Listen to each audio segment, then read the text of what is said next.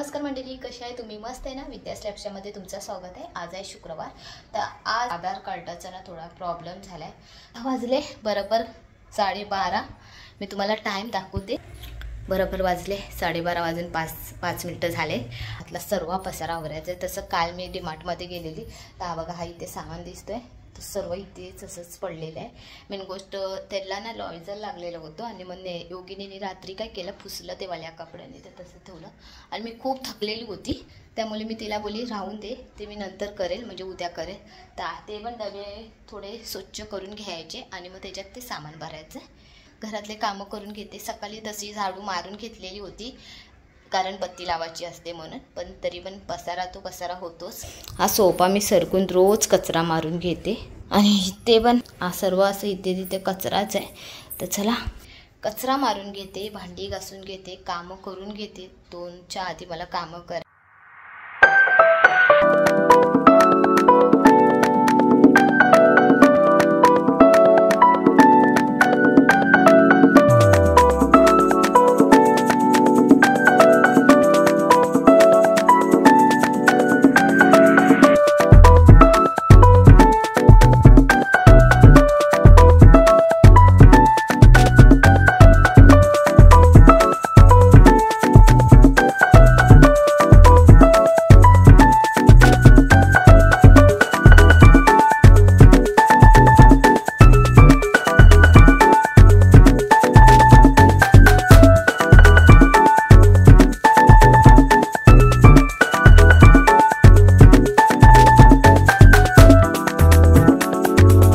माझे राहिले, मिस्टर माझे 1:45 वाजता झाले, आणि भांडीच फक्त घासून झाली, लादी आणि पुसायची बाकी आहे। तिथे नेत्राला आली आहे। आज माझा व्हिडिओ कालचा पोस्ट केला, आणि आता हिला अशी झोप आली, आणि मिस्टर इथे बसले। लवकर जाते आणि ते आधार कार्डाचं ते काम करून घेते, आणि मग घरी आल्यावर परत मग कामं करायचे। चला आता जाऊया। तो आधार कार्ड आणि बघा, जेवेपर्यंत त्यांच्याशी बोलेपर्यंत वाचले ते। चला आली बघा घरी, वाजले किती, 4 वाजले। 3 वाजता गेलेले होते। 1 तास मी खूप ठिकाणी आम्ही गेलो। एकीकडे गेलो, तिथे फॉर्म संपलेले, दुसरीकडे बँक बंद, तिसरीकडे पण ती बँक बंद होत होती। खूपच प्रॉब्लेम असतो। माझा प्रॉब्लेम काय माहिती आहे, माझ्या आधार कार्डावर ना माझी जन्माची तारीख आहे 23, पण तिथे लिहिले आहे 2। हाच प्रॉब्लेम आहे, आणि त्याच्यामुळे लय मोठा हे होतो आहे। तर आता उद्या सकाळी जायला लागेल 9 वाजता। एकीकडे 9 वाजता ओपन होणार आहे बँक, दुसरीकडे 10 वाजता ओपन होणार आहे। आता बघूया, 9 नाही तर 10 वाजता जाऊन ते काम करायला पाहिजे। आणि तो फॉर्म भरल्यानंतर माझा आधार कार्ड बोलतात ना व्यवस्थित करते। आणि मी येताना घेऊन आले लस्सी। आता लस्सी पिते। लय गरम वाटते बाबा, पाऊस आहे कुठे तेच समजत नाही। पाऊस वाटतं गेला वाटतं, लय गरम होत होता बाहेर, लय म्हणजे लय। काही लस्सी सांडली। तर चला आता वाजले 4:30, आणि मला लादी सुद्धा पुसायची आहे। तर मला आता ना खरंच लय डोकं दुखायला लागलं, आणि आता झोपते, मला जरा मी अर्धा तास झोपते। वाजले आता 4:15, 5:45 वाजेपर्यंत झोपते, नंतर उठून कामं करते बाकीचे। 5 वाजता उठली मी, 4:15 वाजता झोपते, बरं वाटलं जरा। चला आता रात्री सामान मी इथेच ह्या शिडीवर ठेवलेलं होतं, कारण मला ना ते तुम्हाला दाखवायचं होतं। त्यामुळे मी ह्याच्यात बिस्किट आहे, आणि ह्याच्यामध्ये रवा आहे।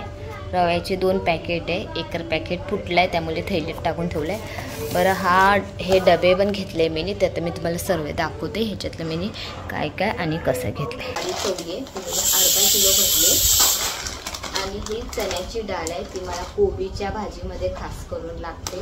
ती पण मी अर्धा किलोच भरली,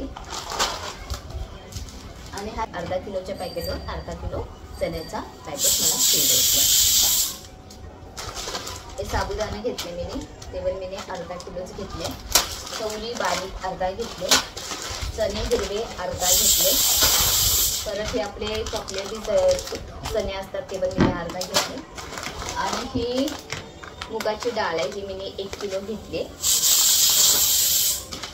ही मसूरची डाळ आहे, ती पण मी 1 किलो घेतली, आणि तुरीची डाळ पण मी 1 किलो घेतली।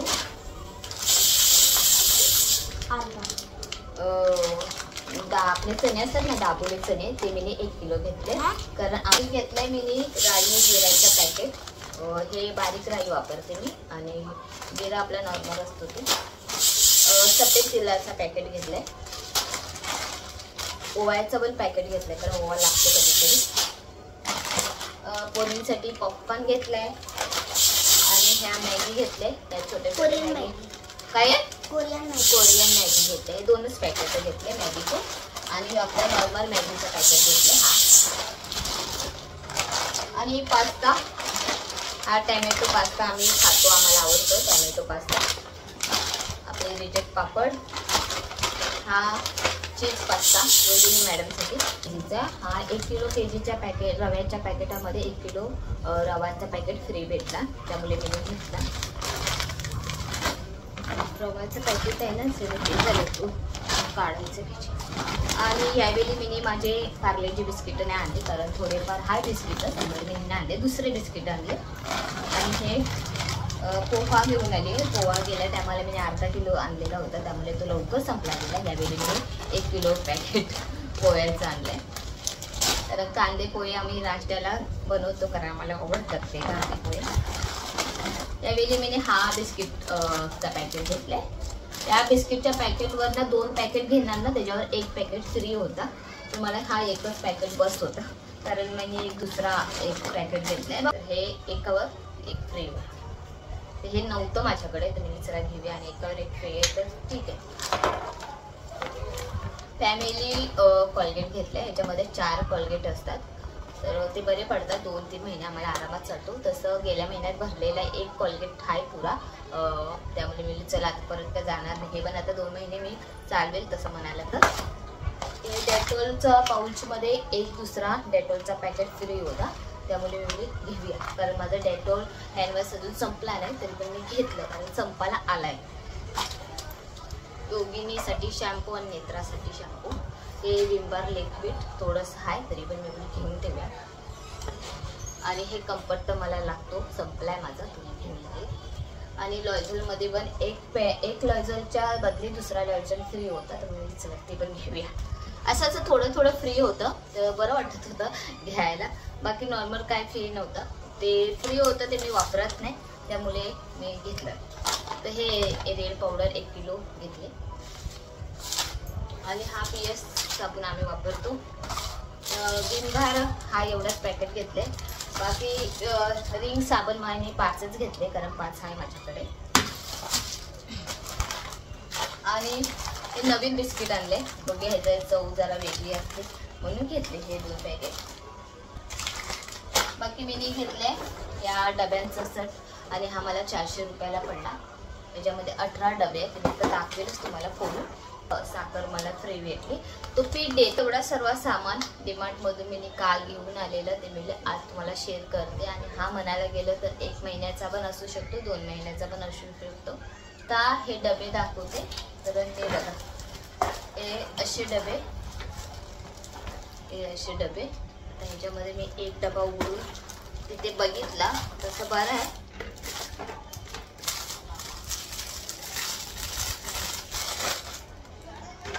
आणि एकूण ते 18 डबे. हा 1 डबा,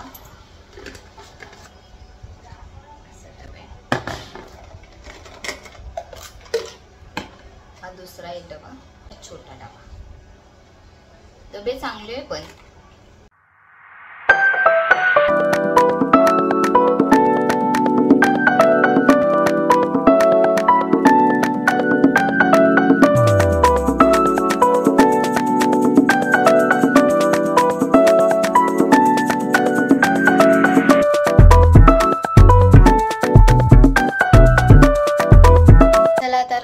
रात्रीचे वाजले 12:30. आणि नेत्राचे पप्पा गेले डॉक्टरकडे, कारण नेत्राची तब्येत बरी नाही आहे. तिचं थोडं घसा दुखतोय आणि डोकंसुद्धा दुखतंय, त्यामुळे हिचं नंबर काढलेला होता डॉक्टरकडे. तर लास्टला नंबर काढलं ना 9:30-9ला, तर ते खूप लेट येतं नंबर. तर आता 12:30 वाजायला आले, अजून नंबर नाही आलाय.